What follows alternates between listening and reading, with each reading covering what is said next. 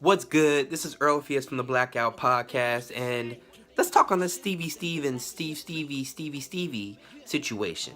Shit's got me confused. First off, rest in peace to Robert Godwin or Godwin Sr. I don't want to say that incorrectly, but rest in peace to him. Anytime you want to talk about the situation, you definitely want to shed light on the victim who lost his life.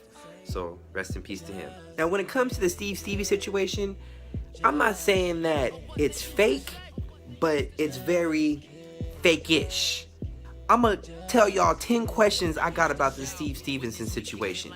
Sit back and let me know if you think I'm going insane. So Steve Stevens apparently has committed suicide after trying to get some nuggets at McDonald's. But let's backtrack, alright? Let's start off from the beginning. Question number 1. Where's the 911 call? Who discovered Robert Godwin Sr.'s body? Were police the first ones on the scene? Somebody had to have discovered this body and called the police. If the police were the first ones on the scene, that means that they were close to this man when he made the initial murder. Where's the phone call? Where's the 911 dispatch recording? Usually in cases like this, we hear something like that when they're trying to figure out where this guy could have gone, what would have happened during this scene outside of what we saw in the videotape. I'm questioning. Where's it at? Question numero dos. Where's the media coverage? You telling me there's no aerial coverage of the crime scene? There's no aerial coverage of when this man was found at the McDonald's? Steve Stevens was parked in front of his place of employment, saying on video that he hates his job and he's gonna start killing people. That's what he said. Where's the aerial coverage of that place? Tulsa, Oklahoma, Terrence Crutcher. I bring that case up because that man was parked on the freeway, in the middle of the freeway, and somebody called 911. Local police officers deployed a chopper overhead of this suspected man, somebody who was parked on the freeway looking suspicious. They deployed a chopper overhead. I say that to say this. Steve Stevens was a man who already admitted to killing multiple people, and you saw on camera this man killing somebody, and not one chopper was deployed that we know of. Let me know if I'm wrong. Show me some footage. Tag me in a video where there's aerial coverage of this man or somebody trying to find this man. Question number 3. Why didn't this man kill somebody else? It's not like I want him to kill anybody else. Thank God he did not. But if the man said on camera that he is going to kill as many people as possible until he is caught, or until he gets in touch with his girlfriend or wife or whoever that was, Joy Lane, or he gets in touch with his mom. So why, after killing Robert Godwin Sr., did he not kill anybody else? He was gone for almost 2 days. Again, I'm not saying this is fake, it's just very, fake-ish. Question number 4. Why hasn't anybody come out to talk about him? Not one person. Now, of course, his girlfriend made a statement. She texted police or texted the press. She doesn't know where this came from. They were always on good terms. Steve Stevens was always a good person. Now, this man supposedly snapped because of losing everything, blaming it on you, Joy Lane. Blaming it on Joy Lane, saying that she is the worst person ever. This is what drove him crazy. Yet, she, in her story, says that they were fine, that they had no problems. It just doesn't add up. How come there's no interviews with the co-workers? He said on camera that he hates his job. He's gonna start shooting people at his job as he was parked outside of his place of employment. I wanna know, how come not one co-worker has been interviewed? His mother hasn't come out and said anything because she was part of the problem. She wouldn't listen to him. She hasn't even taken up for him that I've seen. Somebody please tag me in a report or something. Why hasn't the mother come out? Any of his siblings, if he has any, come out? How come none of his side of the family is coming out speaking on behalf of Steve Stevenson? This leads to question number 5. Alright, if this man lost everything allegedly, I just want to know why he was driving a new Ford Fusion with temporary license plates. That would lead me to believe that that is a new car that was just purchased. Because the only reason to have temporary license plates is if you have a new car. Even rental cars have license plates. Question number 6. Now, this was kind of hard for me. I didn't want to watch this video anymore. I saw it twice. The first time I saw it, I couldn't believe what I saw. I had to call my dad right after. Shout out to you, Pops. I love you. I'm no forensic scientist. I'm none of that. I'm not a criminal specialist. I'm none of that. All I'm saying is, when you shoot somebody close range with a gun to their head, blood splatter will spray crazy, I would assume.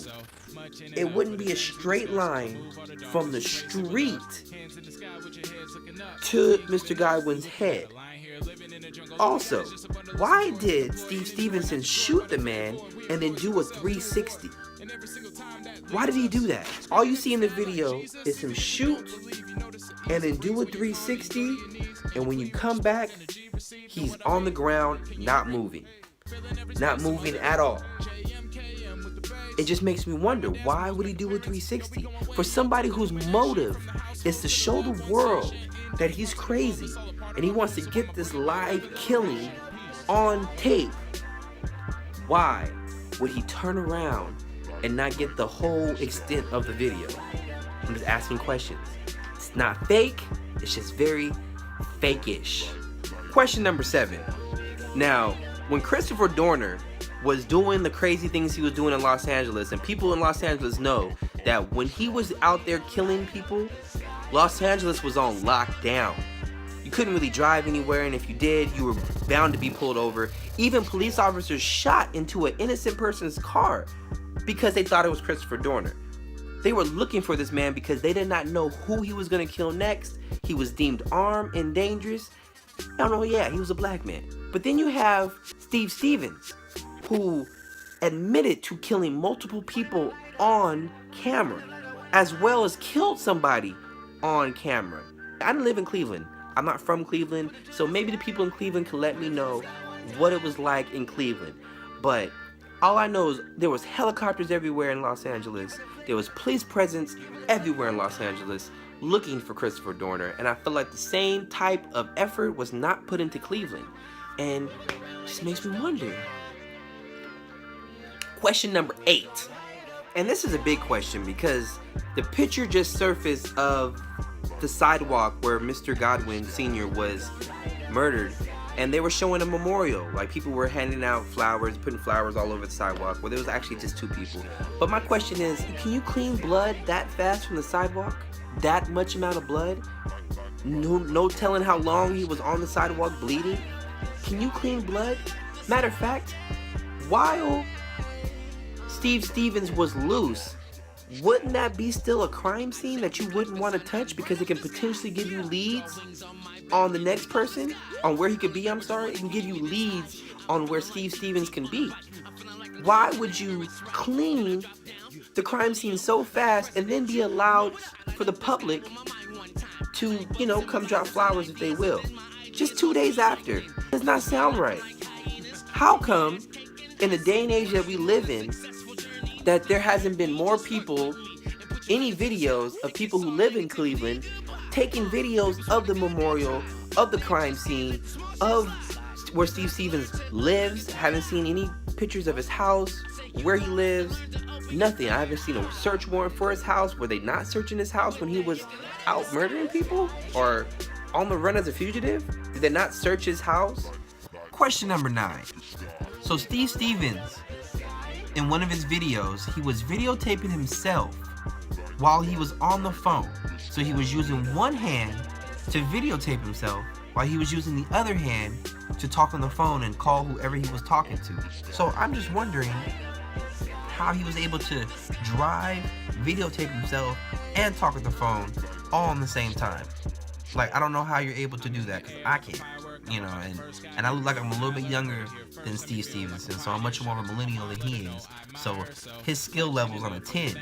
If he's able to talk on the phone, video record himself, and drive, he's on a whole nother level as far as the skill game. I'm sorry I keep doing this, because it's like I'm just starting to get this beard in lightweight. It's coming in lightweight. Question number 10, and this is my last question. So Steve Stevens apparently committed suicide after having a run-in with the cops, or running from the cops. And this is fishy to me. I don't believe the man put it all on the line for some McNuggets. Middle of the day, you decide to go to a McDonald's drive-thru and buy 20 nuggets and a large fry with the risk of being recognized. And then so supposedly the manager called the police and they held his fries up, and the police were able to track him down, chase him for a mile or two until he decided to commit suicide. Now, to me, this is a little bit fishy because for somebody who was seeking attention, because this is what he was doing, seeking attention by grabbing a phone and recording himself kill somebody.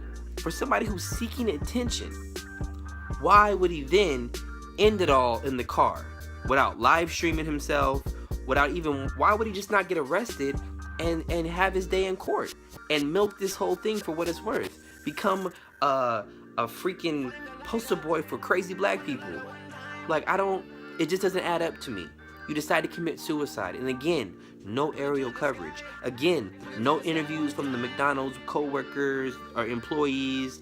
None of them. None of that. It's just, he got caught, he's dead, he's gone. It's not fake, but it seems a little fake-ish. To me, this whole situation just seemed like one big commercial for Ford and McDonald's. That's what it seemed like to me, to be honest with you, because a lot of things don't add up. And I can keep going on and on about all the questions I have, but I'm gonna leave you with those 10. Those 10 questions. You know, if you have anything to respond to me and help me figure this out, please, because I've been racking my brain for the past couple of days trying to figure this out, and I just want to be able to sleep. So please, thank y'all for listening. Again, I'm Earlpheus from the Blackout Podcast. Add us on iTunes or Instagram or Snapchat or Facebook or Twitter or SoundCloud. We're everywhere, man. Thank you for listening. Peace.